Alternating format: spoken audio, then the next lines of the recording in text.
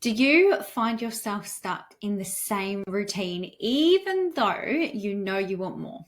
You want to grow, you want to change, but something keeps pulling you back into what's familiar. You're not alone. Many women feel trapped in their comfort zone, but today we're going to talk about why that happens, to give you a better understanding, and how you can step out of that to create a life that you truly love. And by watching today's video, you're going to get some aha moments on, like I said, why you're staying in this comfort zone, but also why it's so hard to break free and having some compassion around that. Number 2, give you 3 simple steps to kind of push past back what's holding you back.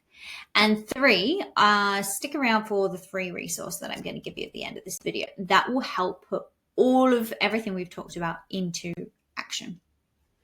And without action, we're not going out of that comfort zone. So that part is important.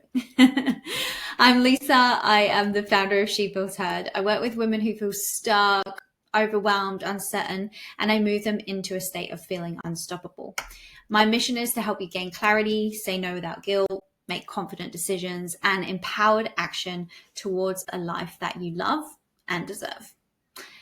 I am so glad you're joining me, and do make sure that you subscribe for more empowering content every single week. And if you have a question for me, drop it in the comments. I'll be sure to do a video on it. Now, let's dive into today's question, which is why do I keep staying in my comfort zone and how do I step out? Today, we're going to focus on these 3 main areas. So clarity on the comfort zone and its impact that it's having, what's actually holding you back from leaving that comfort zone, and like I said, 3 practical steps that you can do right now, and a free resource. So number 1, I do like to define things, and the reason I do is because I think everyone's got a different perception and understanding of the world. So I always like to just start with this. I know it feels a bit boring, but it is just really important, so hear me out. Let's start by defining this. The comfort zone, in my mind, is like that mental space where everything feels predictable and safe and familiar, and it's autopilot mode, really. Like, we slip into it because it's easier than confronting change, and we know humans really struggle with change. But here's the catch. Staying in this space means you're actually not growing. So the more time you spend in your comfort zone, the more you reinforce the habits that actually keep you stuck. And then it's just a cycle. And this cycle can prevent you from pursuing new opportunities, living to your full potential, which I know is what you want. So let's change that. Let's change that together. The second part we're talking about right now is what holds you back. And 3 of the biggest reasons that we stay stuck, that they're fears, right? They're fears. And it's not because of a lack of wanting. People say, oh, well, you've just got to really want it. Well, I've tried that and nothing changed. Trust me, I wanted it. I really, really wanted it, but nothing still changed. So what did change was realizing how much fear I had holding me back from that, and then wanting to overcome that fear. So it wasn't wanting the goal, it was wanting to overcome that fear, to know that I was going to be okay, that I could trust my decisions, that I could make changes and land on my feet. That is actually what I started to want to change, right? And I only did that by becoming aware of them. So I wanted to share these with you. These were my 3 big issues. Might be different, but these, like, very common, one of them, and the other 2, something to think about, right? So number 1, the most obvious and commonly heard, which is fear of the unknown. It's completely natural to be afraid when you're stepping out into that uncharted territory. Our brains are wired to seek safety, and anything unfamiliar feels risky, and this fear is often worse than the reality of the situation in our minds. When you fear something, you often become paralyzed in freeze state, and that keeps you in your comfort zone, choosing what isn't serving you out of fear. And even if the situation isn't safe in your comfort zone, it keeps you feeling like it is, because at least it's predictable. My kids always used to go down this one water slide, and they had this open one and they would do it over and over again. And I know they were getting bored of it, but they refused to go down the enclosed one. And I know it's because it felt unknown to them. It felt unknown what was going to happen in the slide, at the end of the slide. And they could predict the open slide. Like, it was predictable. So the fear of the unknown, that kind of unknown feeling or experience they were going to get from the new enclosed slide. Long story short, we ended up on that enclosed slide, but they would rather choose the open slide because it was predictable, right? And they did end up going down the enclosed slide, and all their fears, as we know, they just were not true and not relevant. But this is what the fear of the unknown does, right? Paints a picture, probably most likely unrealistic. Worst case scenario. I know that life is more complex than a water slide, but for my tiny humans that day, it was a pretty damn big deal. And that's why support can be so powerful to encourage change and get you out of your comfort zone if you're really, really stuck. So I'll drop the link to my calendar and you can book in one-on-one to chat with me if you'd like to.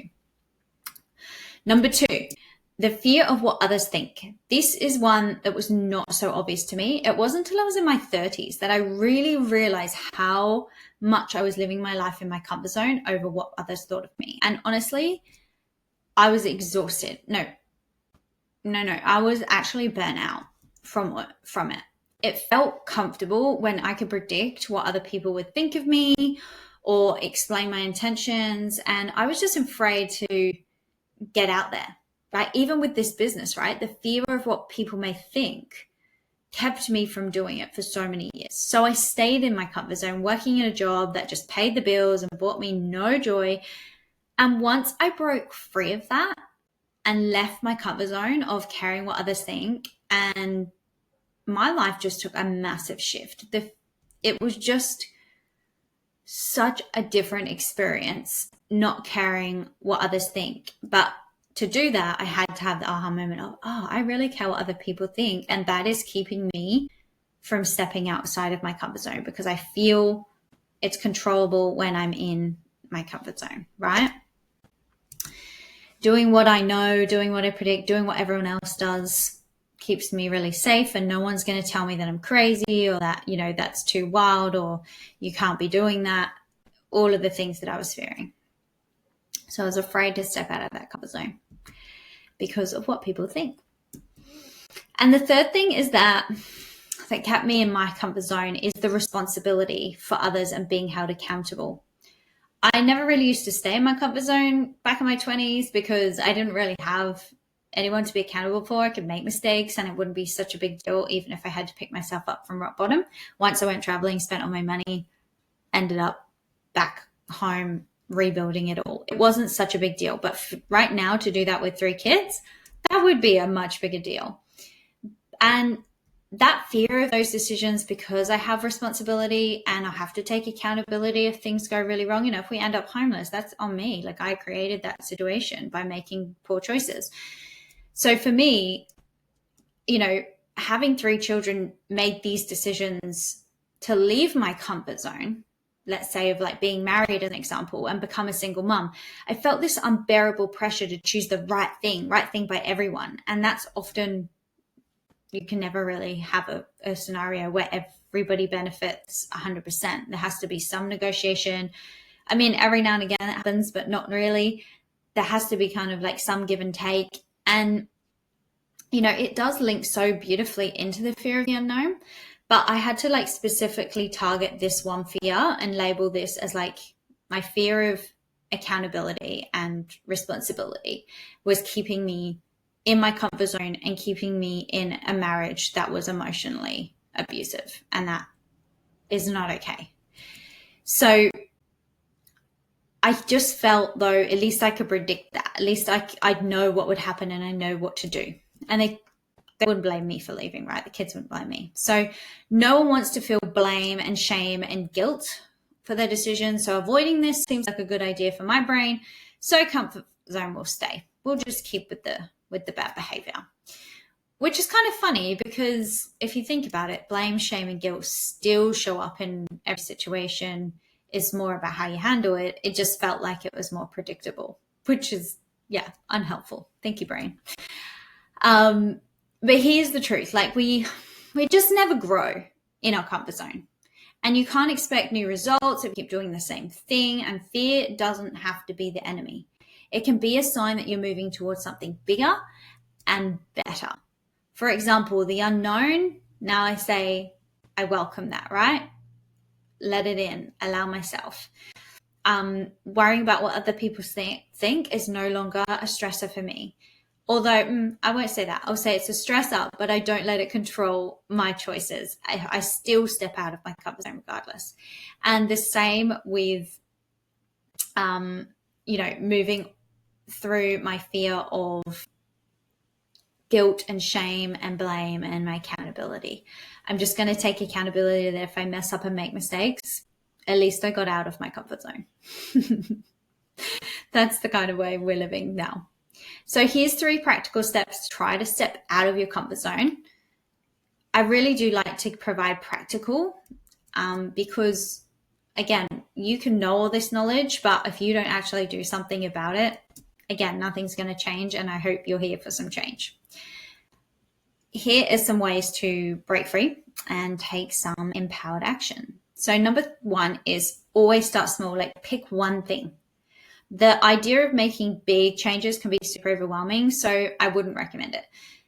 It doesn't have to be drastic. Just start small, a daily routine, something that will push you once a week outside of your comfort zone. This could be as simple as like trying a new hobby, speaking up in a meeting, maybe like taking up a new discipline each day. These small actions build your confidence and train your brain that the unknown is an opportunity rather than a threat. For this, I've created like a simple worksheet. So it outlines your, put your comfort zone, and then out on the outside circle, you put your growth zone. And this helps you visualize the difference to where you are now and where you want to be, right? And so you simply jot down your thoughts, feelings, or behaviors in that comfort zone stage, right? And then you put what you wish you were doing instead in your growth zone. And then you take empowered action on that. Like I said, like step 1, in step 1 that we're talking about, it's just one thing. You can click on the description below. I've actually got a copy that you can download and use this tool for free, and reflect on your own patterns. So again, taking some action. Then reframe your fears is really important. So this practical step number 2, trying to reframe it as excitement. So when you feel nervous and you feel that feeling, remind yourself that this is a sign to start to learn and grow. And fear and excitement have very similar physical symptoms. I used to get this as a competitive gymnast. I would just feel so nervous you want to be sick, but it's also being able to come back to your mind and say, yeah, but I'm also super excited about showing this routine to everybody. I've been working really hard on this. So instead of like just focusing on the fear of why you'll mess up and like, you've got to get all of this right, you use the power of your mindset to help your body understand that this discomfort is not something you need to run from. It's something that you can actually walk through. And then accountability and support is number 3. It's my 3rd tool. Having someone to hold you accountable can make all the difference. I know everyone says that, but whether it's a friend, a coach, a community, find someone to share goal with. When you have someone to check in with you, you'll feel more motivated to follow through, and you'll be more likely to follow through when you want to step out of your comfort zone. I think it's just a great way. It's something I always use in all sorts of, like I said, ways to do it. But it is a really great way. If you genuinely want to do it, put it out there to the world and get it done. So to wrap up, remember that staying in your comfort zone may keep you feeling safe, but it's also holding you back from the life that you truly want and the one you deserve. And by defining your comfort zone, recognizing those fears, and then taking the practical steps in this video, you're going to change and start moving towards that. It's not about giant leaps. I'm talking about small, consistent steps. So if this video resonated with you, I would love to hear your thoughts in the comments below. Maybe you'd love to share one small step that you're taking today out of your comfort zone, or share something from your experience of feeling in your comfort zone. Don't forget to download your free resource. It's in the description, and be sure to subscribe if you want more content on how to live a life you love.